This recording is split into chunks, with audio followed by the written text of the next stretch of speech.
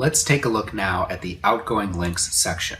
This is really handy, particularly if you're targeting, for example, a niche blogger. So you punch in their niche blog URL right into Ahrefs, then you go over here to outgoing links.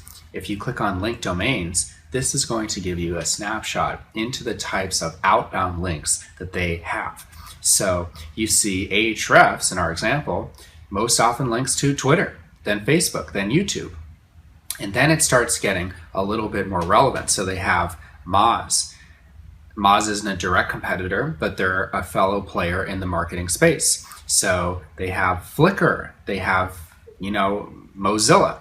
These types of links gives you insight as to what your expectation should be as to whether or not you might get a link from this site too.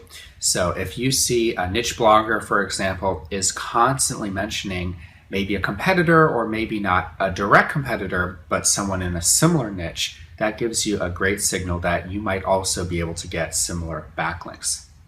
If you go to anchors, this tells you, again, what type of anchors are being used to link out. So we see, of course, Twitter, Facebook, YouTube. These are the branded anchor terms that would most normally be associated with these sites.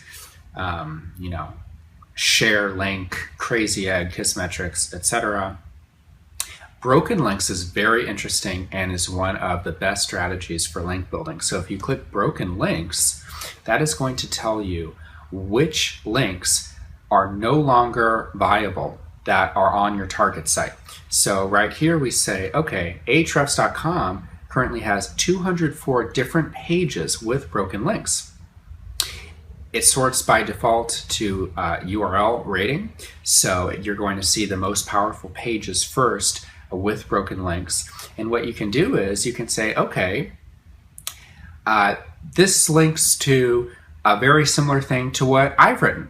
Why don't I conduct an outreach campaign? Why don't I let Ahrefs know, hey, this link you have to so-and-so's website is no longer viable, but I have a very similar piece of content. Would you like to link to that instead?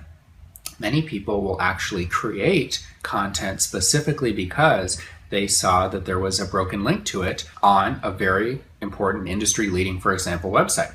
And what you can do then is see, okay, I'm going to pop that broken link into Ahrefs and see everyone else who linked to that and outreach to all of those websites and say, hey, this site is no longer in existence, or maybe just this particular page got taken down, but I have something that is 10 times better. Why don't you link to that instead?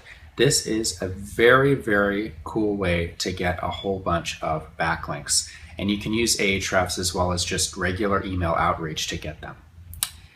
This is very similar to the broken links up top here under backlink profile. So if you click that, if you click on the broken section under the top backlink profile, what you're going to see is links to your target site that are no longer viable. So this isn't like what we just learned about. That is broken links to other sites that you're not looking into on Ahrefs. Up here, this is all the different pages that your target site has that no longer work. So let's say you put in your own website, you go over to backlink profile and then broken. You can see all the pages that have earned you backlinks but are no longer live. This is your signal to either A, republish those pages if they're mistakenly taken offline, or B, at least do what's called a 301 redirect. And you might have to ask if you have a webmaster or even your web hosting provider if they can help you with that, if you don't know what that term means. But a 301 redirect tells Google that a particular page has permanently moved to another page. So let's say you had a really cool blog post on X, and for whatever reason, you just don't want to talk about X anymore, but you're going to talk about a similar topic Y. Rather than just taking that page down, you want to have a 301 redirect so that you can preserve those nice backlinks that you might have earned for your original piece.